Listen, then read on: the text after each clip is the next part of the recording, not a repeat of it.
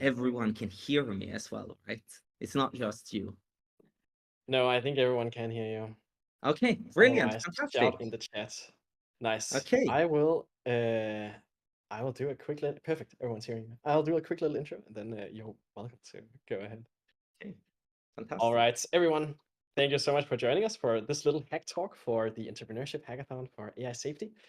We have the pleasure of inviting Kristian on the stage, who is a co-author on the AI Assurance Technology Market Report, has been a founder of Normative, a large carbon tracking software company, and now is venturing into the beautiful space of AI safety and assurance startups.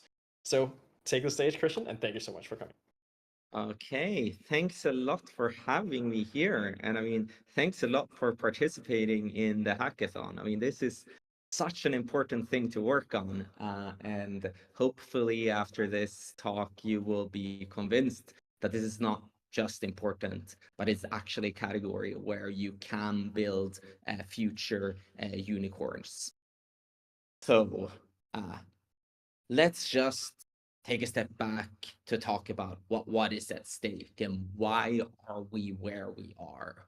I mean, like most people were taken by surprise at the advantage at the progress of artificial intelligence. But if you look at it, it is down to scaling laws. First, the scaling law of training compute, and now an additional scaling law of inference compute. And essentially what it's saying is that more data and compute you throw at an AI system, the more capable it becomes. So from the first image recognition in 2013 and 1000x that, then you can beat the best players in Go, and 10,000x that, and you can do image recognition generation all of a sudden, and a million x that, and you can understand grammar and language like the GPT-3 model started to do back in 2020. And then like 100 million x that, and then all of a sudden you can start coding like GPT-4 and Go and a billion x that, and all of a sudden you have models that are performing beyond PhD levels in several fields and being like world class in mathematics and coding. But with every new capability and scaling comes a misuse case. I mean, image recognition, you can use that, create fake accounts and break CAPTCHA. You can cheat in games. You can create deep fakes. You know, language, you can use that to create fake news. Coding skills, you can use that for hacking. And if you have enough academic proficiency, you can use AI to potentially create bioweapons.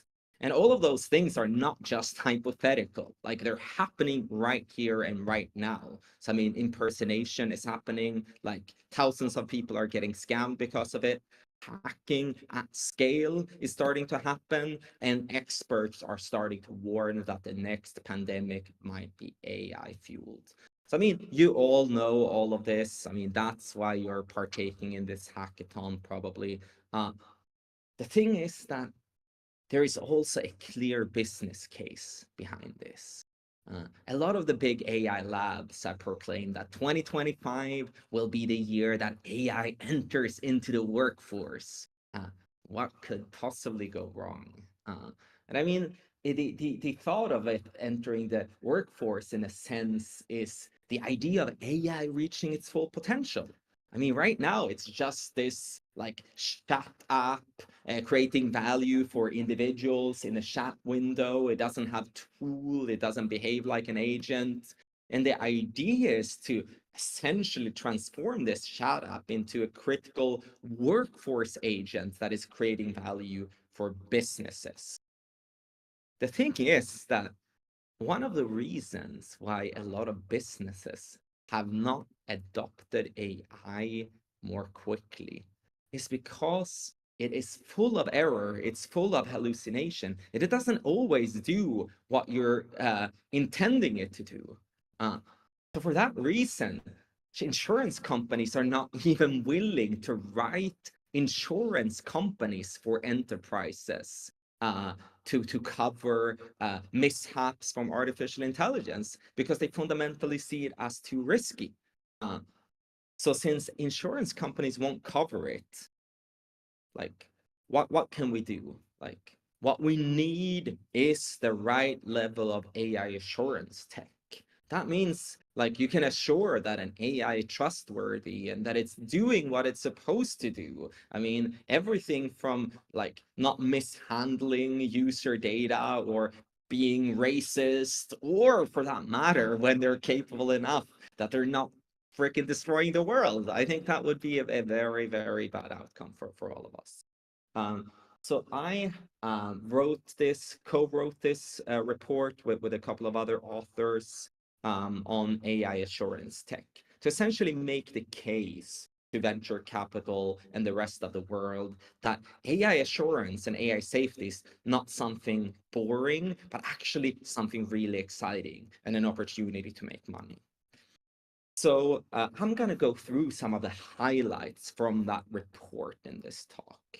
So there is 4 main highlights in the report. And the first one is that, AI will usher in the next industrial revolution, potentially the biggest yet.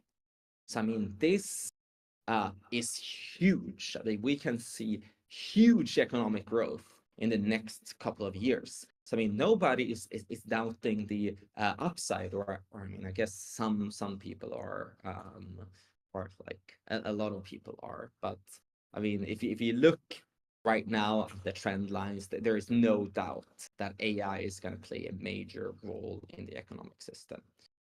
Uh, but this, at the same time, requires a new enterprise risk management paradigm. Because all of a sudden, when you're implementing these models, like the risk is not just reputational. I mean, the risk can potentially be existential, as Nobel Prize laureates and the godfathers of artificial intelligence, and by the way, the leaders of all of the big AI labs have warned us about. Um, so a market for AI-centric global catastrophic risk solutions is in demand and rapidly emerging. And we made an economic forecast, like looking at other compliance-driven industries, to essentially conclude that the AI assurance tech market will become a $276 billion industry within the next couple of years. So let's start with the first one, the age of AI. So I mean, AI is bound to generate these world-changing transformations. However, like the world will not be ready to adapt to artificial intelligence, and businesses are not ready to adapt to a large extent unless it is safe. I mean, you can take many analogies here. I mean, take, for instance, the first transatlantic flights back in the days. Like there were a lot of accidents because airlines were unregulated and airline manufacturers were unregulated. So a lot of people died like in the early 50s and in the late 40s.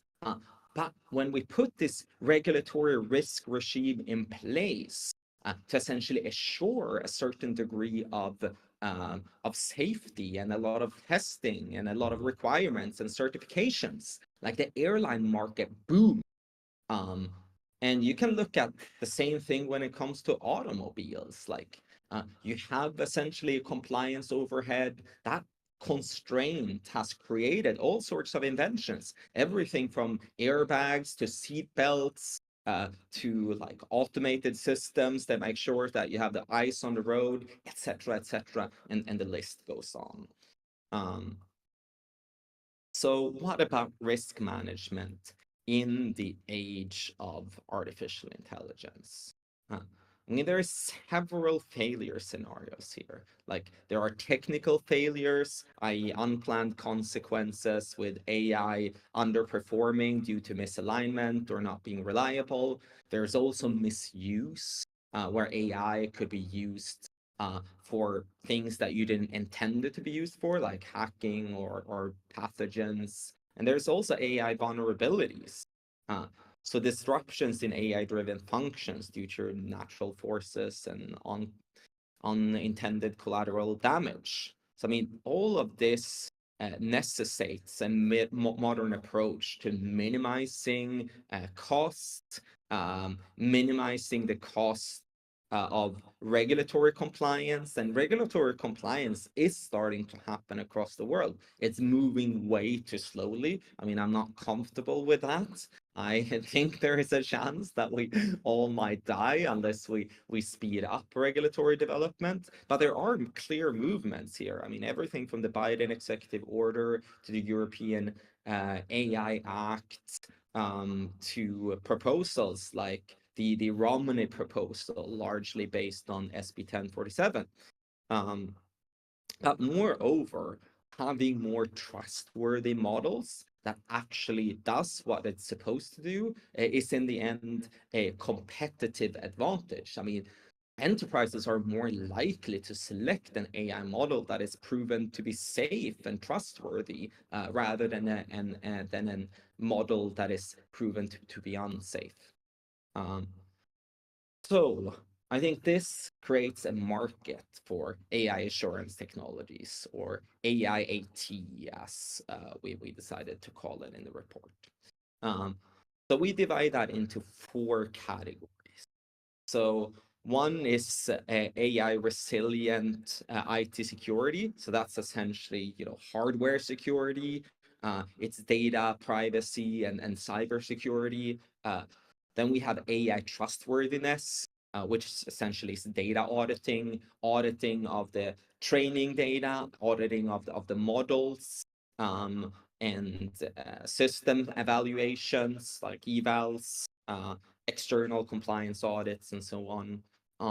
And then we have AI-centric risk management in terms of governing. So that's quality and audit management, monitoring and incident reporting, having proper systems in place for that, like we do in many other industries.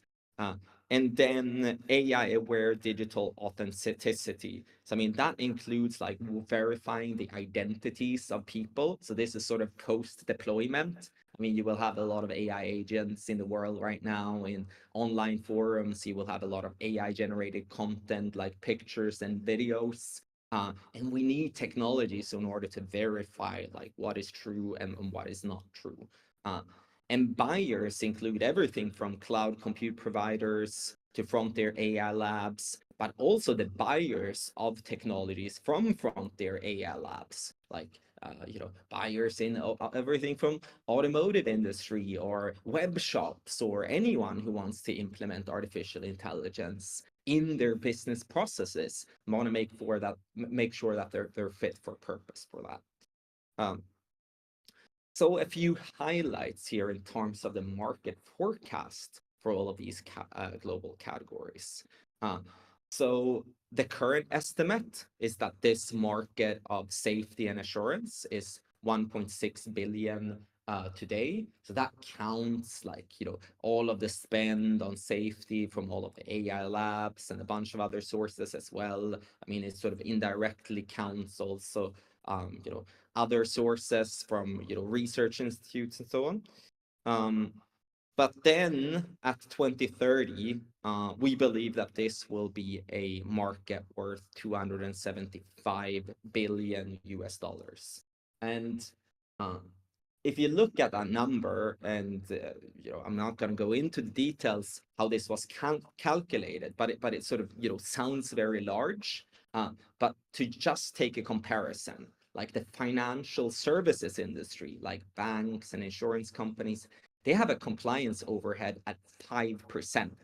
So I mean, take all of the revenues and the market cap of all banks and financial institutions, and if you take that revenue and 5% of that, that's how much they spend on like know your customers and anti-fraud and all of those technologies. And I mean, those compliance demands have created a bunch of unicorns in the space of financial services compliance and assurance.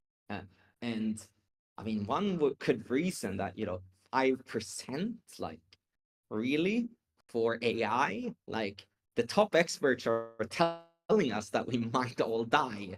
So 5% might actually be like sort of an understatement in this category. So navigating the risk and rewards here. So when we wrote this report, we geared the report towards like three segments. So the investors, the entrepreneurs, and the policymakers. And like all of you are sort of obviously in the second category, being entrepreneurs.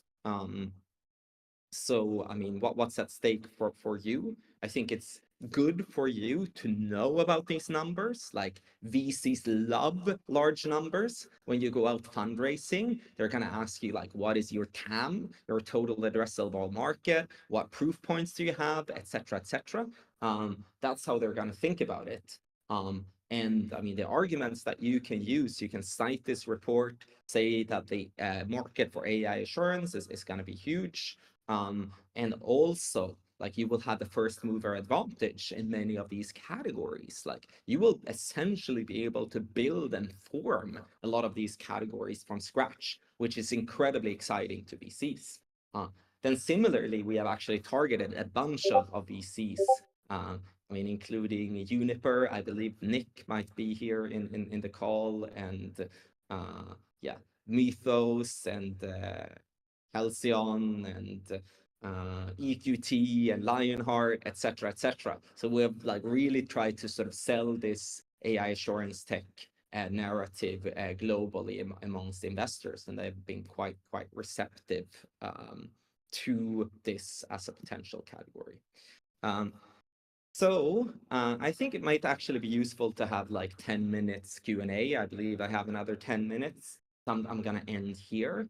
But the reason why I think like AI assurance is so freaking exciting is because it's almost like you can have the cake and eating it too. Like you can save the world and at the same time build the next generation of AI assurance tech unicorns. So you don't necessarily need to be the type of effective altruists that eat cardboard every day. And I'm obviously just joking. I would call myself an effective altruist myself, but sometimes the whole movement is sort of built on the narrative of self-sacrifice. But you can actually, in this situation, do something good for the world, and arguably the best thing that you can be doing for the world, and at the same time build potential unicorn businesses, which to me is like super freaking exciting. So with that said, I'm gonna leave it over to Q&A. And I mean, you can ask about the report. You can also ask about my like experience as a founder, like building impact-driven businesses in entirely new categories driven by regulation, or like any other question that you feel like. So I'm gonna go back to the screen where I can see all of you and stop the sharing of the screen. Wonderful. Thank you so much, Kristian. A little clap. Everyone sitting at home, clapping along in their digital living rooms. Anyone of the audience are very welcome to click the raise hand button at the bottom, and we can invite you to the stage to ask questions. Otherwise, I can also ask you a question if you post it in the chat up in the top right corner. And maybe I will kick us off with some questions at least. So I'm curious to hear from your perspective what some of the most impactful or most interesting AI assurance technology companies or innovations that have existed in the last few years that have come around, and of course, which ones are most promising coming forward. I mean, I think like obviously, I think so far like sort of evals and the whole space of evals, everything from Meter to Apollo to Prism, and the fact that we have like third parties that are working with the labs, but also like releasing really important reports. I mean, I think that has been probably the most impactful thing so far. But I think in the long term, like what I'm personally the most excited about is hardware-enabled mechanisms. So that means like governance of compute. Like when you think about it, like computing power will sort of almost become this new currency of the AI-driven world economy. Like, I mean, how the traditional economy works is that you have capital, you invest that capital in labor, the labor does something productive for you, and you get a return on that capital.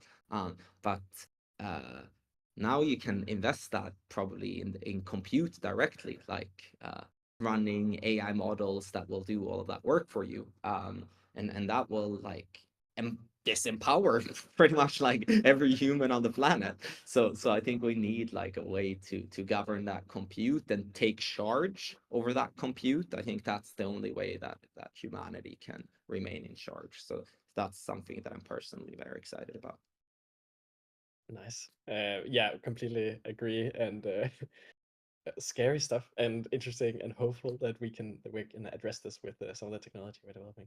I see people writing in the chat, but until you have your questions ready, I would also like to ask. It's sometimes that startups, especially for-profit startups, become unimpactful after some grand vision at the beginning. I'm not sure which examples I would post now, but many of them have fallen into obscurity, of course. What do you think happens before then? How can you avoid that as someone interested in founding an AI assurance technology startup? And what should you do once it hits, I guess? Yeah, I mean, I think it's important to have an incredibly clear vision and like really, really sort of formalize that vision, like use that mission statement all the time, but also be picky with your investors.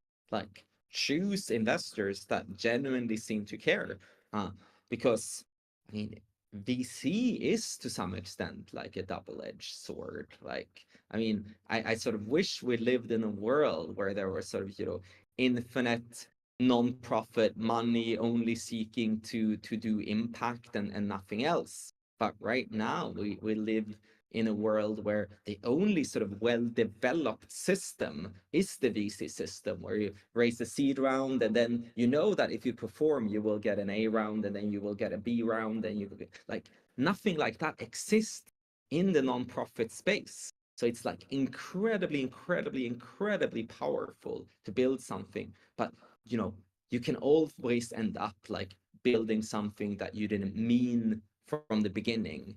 And I think the one thing is often like conflict with the investors. I mean, they will try to push you wherever the profit is, and that might not be exactly where you thought from the beginning. So like be diligent with selecting your investors. I think that's the only way to safeguard yourself, because at some point in time you will reach that critical moment where you don't own a majority of the equity in your business anymore, and then you want to make sure that you're surrounded by people that share your values. So like see it as a marriage essentially, and be diligent is my recommendation. Great. Yeah, so similar to marriages, of course, have proper applications for it, have a proper due diligence, look into their background. No, but for sure with investors. We have a question from Mrs. Shotsek, I believe. Um, the question is, for innovations that touch model internals and cannot be in applications or proxies, what chance is there that foundation model labs would actually adopt or invest in implementing that innovation, whether licensing, acquiring, or any other means? So wait, could you repeat that again? Because I'm not sure where I can see the questions myself. If you click in the top right corner, there'll The come a chat little window? speech bubble. Yes. The question is fundamentally, the AGI labs, such as Anthropic and OpenAI, they inherently want to keep their technology close at heart. So how can we implement security and assurance technologies into this pipeline? Will they actually Yep. be buying it? Will they actually acquire it, or anything else? Yep. No, I think that's a great question. And I think from my perspective, like if you look at something like eval companies, for instance, I mean, some of them work quite closely with the labs, but none of them have sort of perfected what I think might be the ideal model for something like an eval company. Like you're essentially the interface between the lab and the enterprise buyers. Meaning that you have some sort of scoring methodology, and that scoring methodology, there might be incentives to sort of follow that because it shows to like the buyer that the thing that the labs are selling is safe. And then all of a sudden, if you become that interface between the labs and the buyers, they have strong financial incentives to care about what you have to say. So I think like if you only see the labs as the customer, like the TAM, like the total addressable market, will probably not be large enough in the first place to get VC investments. Like you will be entirely reliable and dependent on the labs for your revenue source. So sort of think instead about like, okay, who is the end user? And can that end user somehow become the customer? And then you will have a lot of leverage towards the lab and more leverage for them to actually implement what is safe, because otherwise they're not going to get access to all of the enterprise buyers that you're working with, for instance. I don't know if that answered the question. Hopefully it did. Nice. Yeah, I think they mentioned it. It was a great reply. I'll also add that I know some companies actually do get quite deep access, surprisingly deep. Of course, that's very controlled by non-disclosure agreements and other contracts that ensure they don't share any information internally. So you can indeed get access, especially at more aligned labs. Nice. There was a question from Thomas here on whether you have bad experience with picking investors and whether this wouldn't get solved in a sort of dual class stock structure, so A and B stock for your company. Yeah, like I think I've been like very diligent so far. So like I have never been in a scenario where me and my investors like wanted completely different things.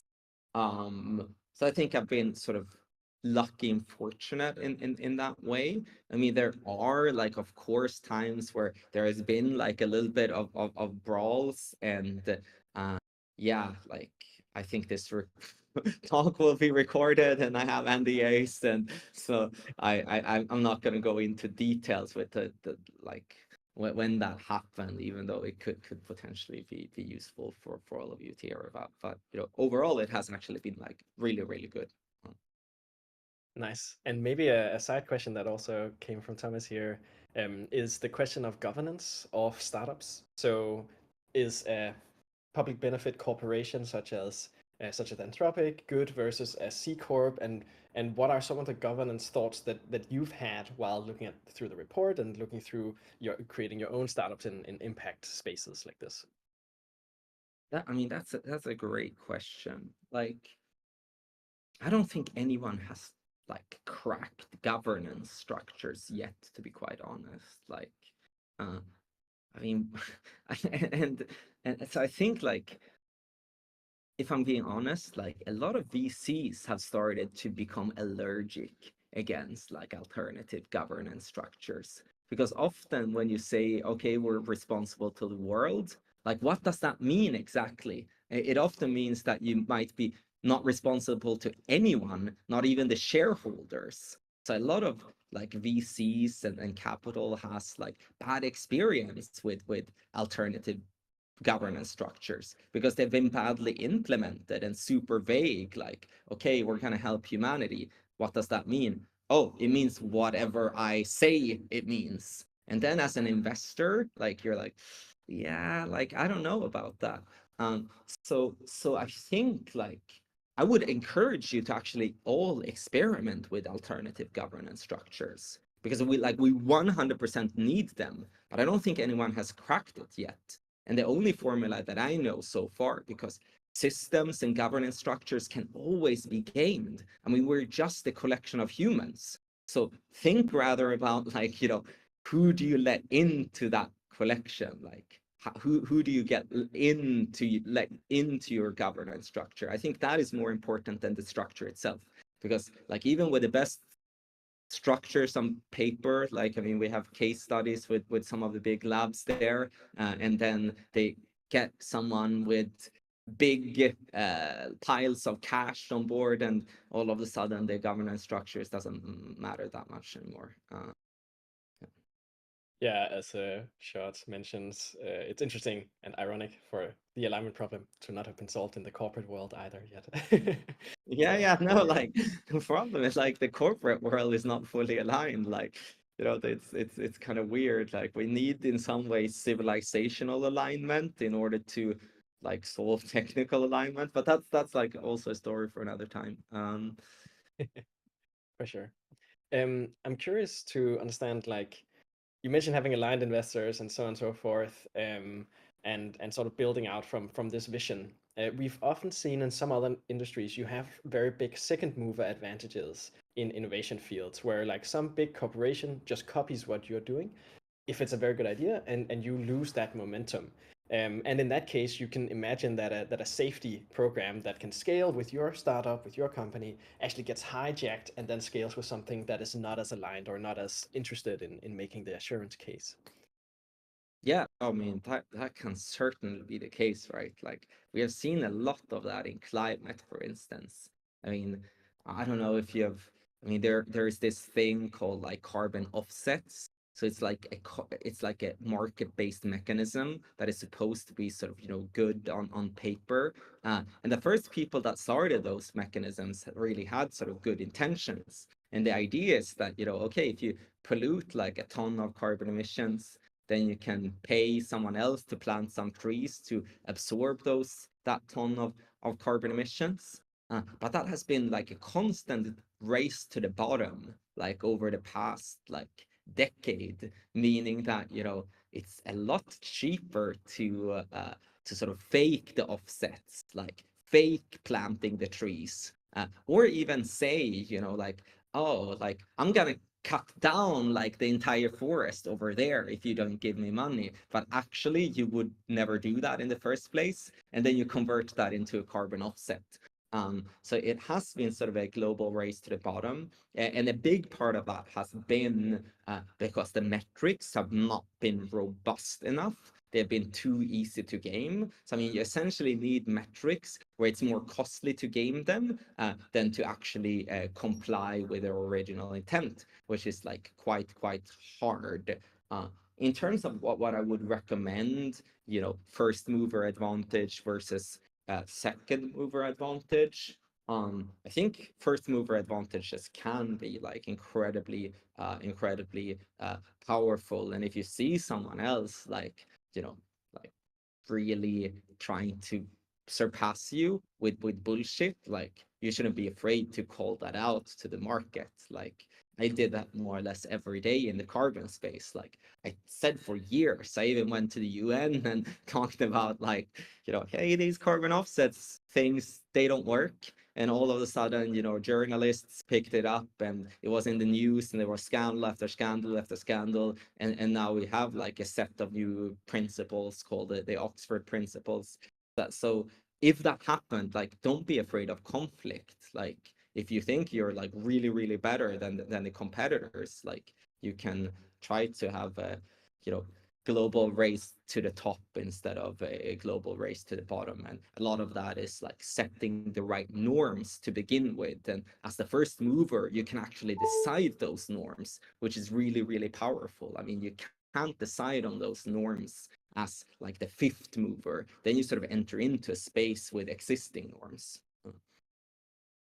Yeah, great answer. I think it's also what was it, Tesla? One of their major profit generating activities is selling carbon credits to others Yeah. for to earn revenue. Um, I'm actually uh, forgetting my question here, but I will take one from the chat instead. There is a great point from Thomas as well, that we sort of try to align these price and market mechanisms. You've given an example with carbon credits being a sort of a way to price it in, these negative externalities.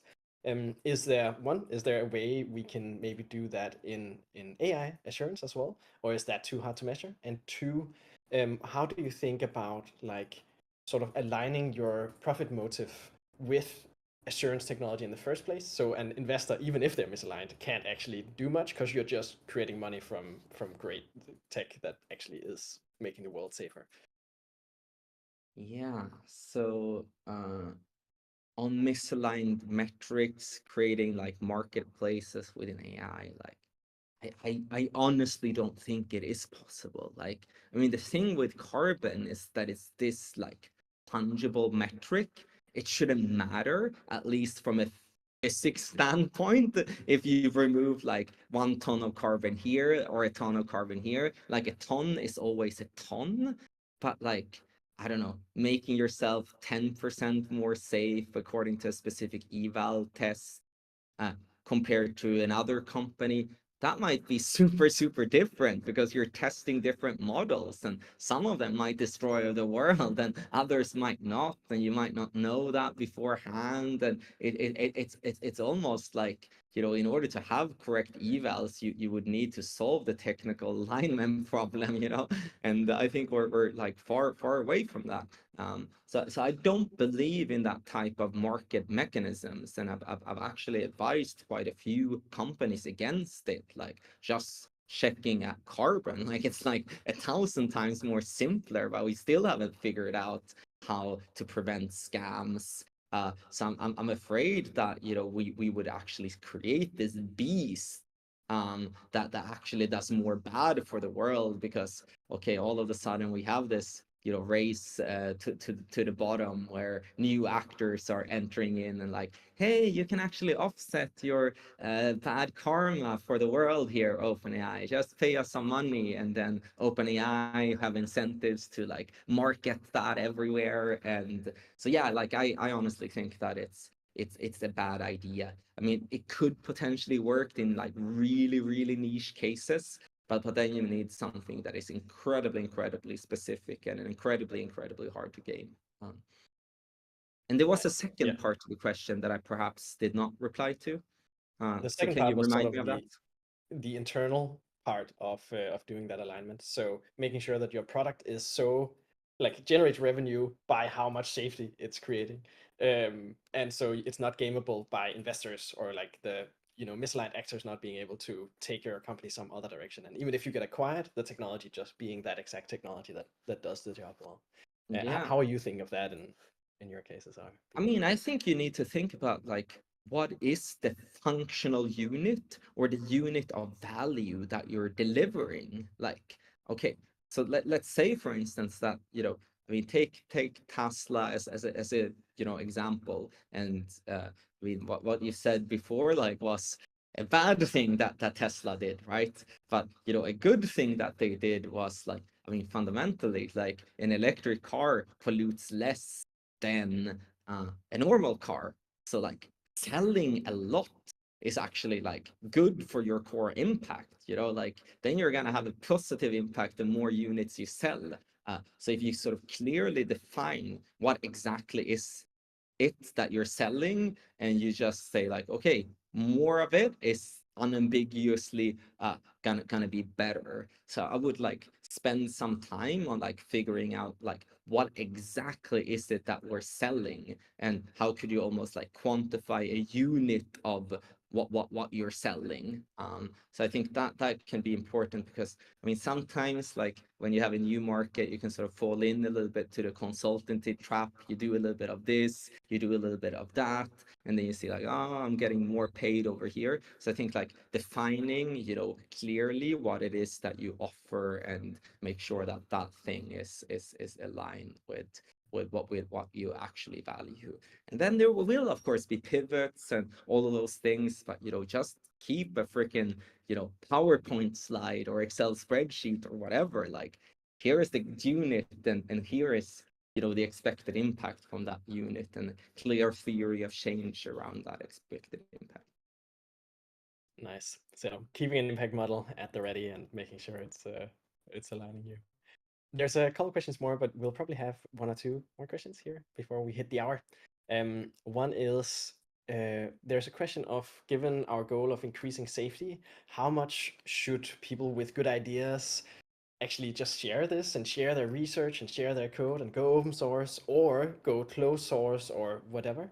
I think we saw Goodfire AI recently open sourcing their big models that of course cost a lot for them to develop, and they're doing that for the research community as well. Curious about like how you see that and where it takes you. So like I don't think you should be like, first of all, don't be afraid to share your pitch deck. Don't be afraid to share your idea. Like, it's incredibly unusual that someone goes and steals your idea. And like, by the way, it should be a game of execution. Like, whoever executes, like, anyone can have an idea. Like, executing on that idea is the hard thing. And I mean, if you don't think you're the better executor than whoever steals the idea, then you might as well go home and do something else in the first place, where you believe that you will be the best executor and you have defensibility in terms of being the best executor. If you don't think that, then you should, switch to something else. So that's the first point. I think the second point on like open sourcing, I think open sourcing can be incredibly powerful in this category. Like, the thing with open sourcing is that you get a lot of other eyes on the thing that you're building for free. So it creates a lot of trust. So I mean, look at, Linux and the open source community, or Ubuntu or Android, or like, you have a lot of these hybrid models, right? Where they have like a open source core.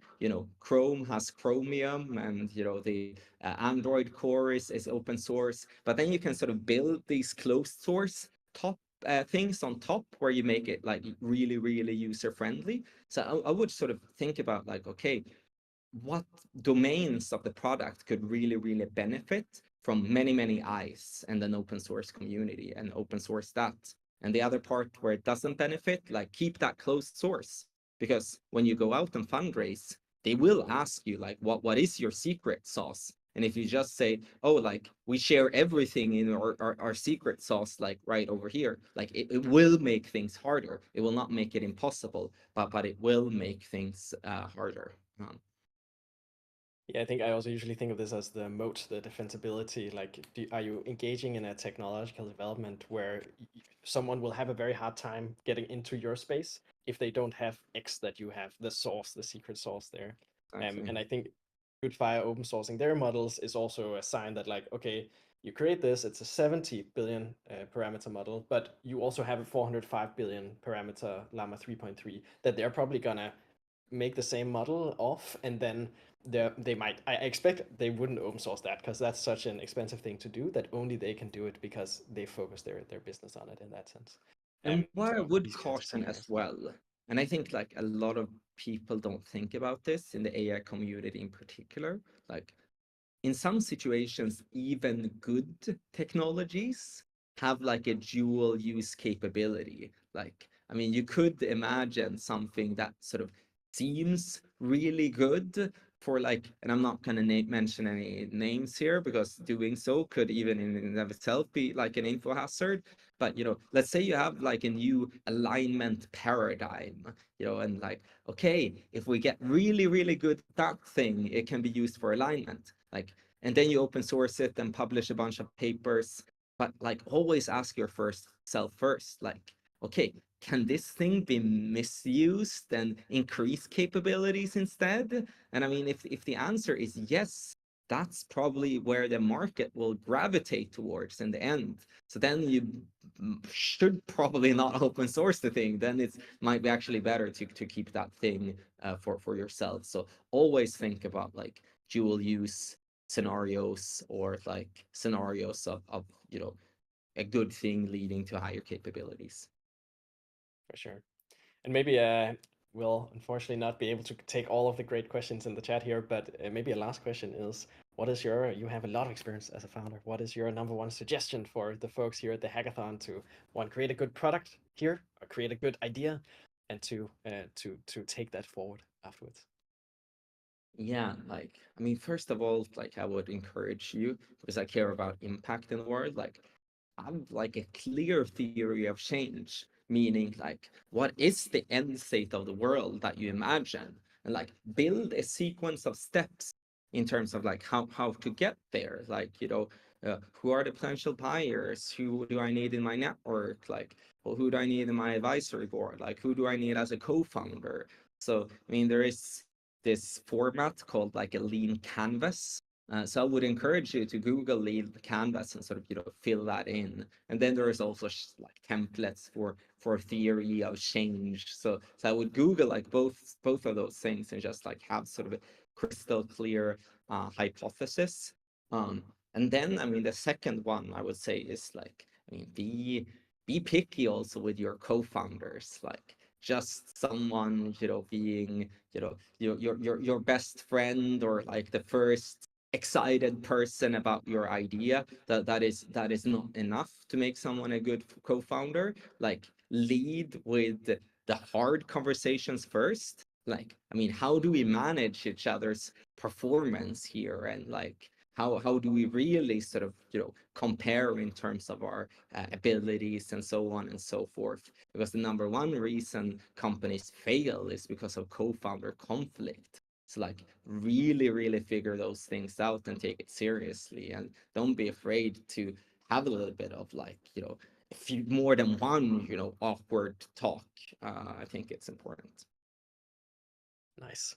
Thank you so much, Kristian, and thank you to all of the great questions in the chat. Uh, we will cut it off here, but another beautiful little clap for you from everyone's digital living rooms here, and we'll let you get on with your evening.